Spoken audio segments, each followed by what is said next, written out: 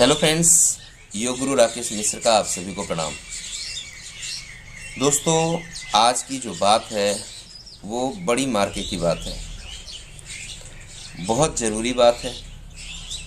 आप जीवन में बहुत योग करते हो, बहुत ध्यान करते हो, बहुत ज़्यादा आप नुस्खों का प्रयोग करते हो, प्राकृतिक चीज़ें लेते हो, सब कुछ करते हो।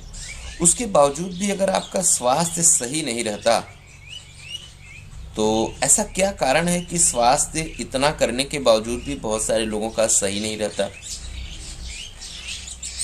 तो सबसे पहले मैं आपसे क्वेश्चन करूंगा, कौन सी ऐसी चीज है जिसके बिना आप 5 मिनट 10 मिनट भी जिंदा नहीं रह सकते?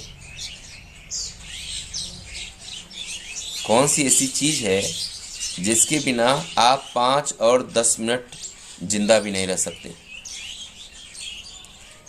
खाना, पानी, दूध, फ्रूट या खाने पीने वाली दुनिया की कोई भी चीज़? तो आप सभी जानते हैं कि इनमें से कोई भी नहीं है, और सब जानते हैं कि वह चीज़ है श्वास। यदि श्वास आपकी 5 मिनट बंद कर दी जाए तो आपका जीवित रहना मुश्किल ही नहीं, नामुमकिन हो जाए। अर्थात आपकी श्वास ही वह सबसे बड़ी ऊर्जा है जो आपके शरीर को पूर्ण रूप से ताकतवर बनाती है। यदि वो ना रहे तो यह आपका शरीर चल ना पाए। जिसके बिना आपका शरीर चल नहीं सकता और जिसके साथ आपका शरीर चलता है, अर्थात श्वास सबसे महत्वपूर्ण होते हुए श्वास की विधि और व्यवस्था भी उतनी ही महत्वपूर्ण है। यदि श्वास आपकी पूर्ण रूप से नहीं हो रही तो आपके शरीर और मन के रोग अवश्य तैयार होंगे।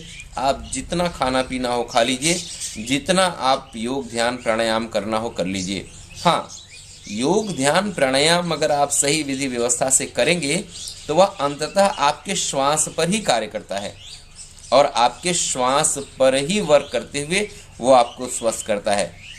इसीलिए वह योग गुरु या वह योग का जानकार जो श्वास की विधि व्यवस्था के साथ आसन, श्वास की विधि व्यवस्था के साथ प्राणायाम करवाता है, वह बहुत जल्दी स्वास्थ्य पर असर भी दिखलाता है।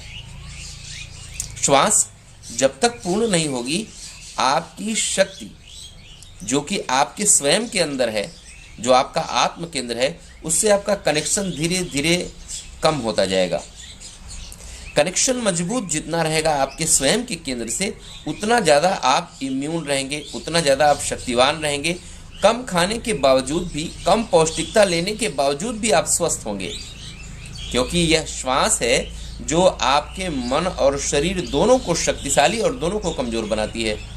तो श्वास की वह क्या विधि है जिसके कारण आप स्वस्थ हो सकते हैं, और श्वास की वह क्या विधि है जिसके कारण आप अस्वस्थ हो जाते हैं? तो आपको जानना यह है कि श्वास की यह विधि यह है कि श्वास जब भी ली जाए तो नाभि तक श्वास का पहुंचना अति आवश्यक है। जब भी आप क्रोध में होंगे तो श्वास आपकी छोटी होगी, जब भी आप दुख में होंगे आपकी श्वास छोटी होगी, जब भी आप चिंता में होंगे तब भी आपकी श्वास छोटी होगी। अर्थात श्वास को पूर्ण करने पर ये सारी चीज़ें खत्म हो जाएंगी। श्वास को बड़ी कर दिया जाए, गहरी कर दिया जाए, श्वास पूर्ण होने लगे तो ये चीज़ें ठहर ही नहीं पाएंगी, और जब ये चीज़ें ठहरेंगी नहीं तो आपके शरीर और मन के स्तर पर विकार ही नहीं पैदा करेंगी। इसीलिए जब हम सोते हैं तो हम ऊर्जावान हो जाते हैं, क्योंकि सोने पर ऊर्जावान इसलिए होते हैं क्योंकि जब भी आप कोई सोता हुआ व्यक्ति देखेंगे तो उसकी श्वास सीधे नाभि तक जाती है। उसका चेस्ट श्वास अंदर ऊपर करने पर नहीं होता है, उसकी नाभि सोते वक्त ऊपर और नीचे होती है, क्योंकि वह श्वास पूर्ण लेता है और 2 घंटे 3 घंटे 4 घंटे 5 घंटे या 7 घंटे सोने के बाद